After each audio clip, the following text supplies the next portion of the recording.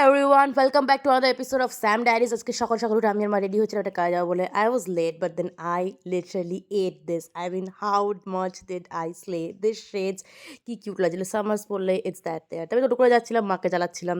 Just my regular হবি, আমি খুব পছন্দ করি এই জিনিসটা, মাকে খোঁজাতেন জ্বালাতে। কাজ শেষে মা চলে গেল মিষ্টির দোকানে। আর ভাই গেছে তো গেছে, এই জিনিস নিয়েই যাচ্ছে, শেষ হয় না ভাই।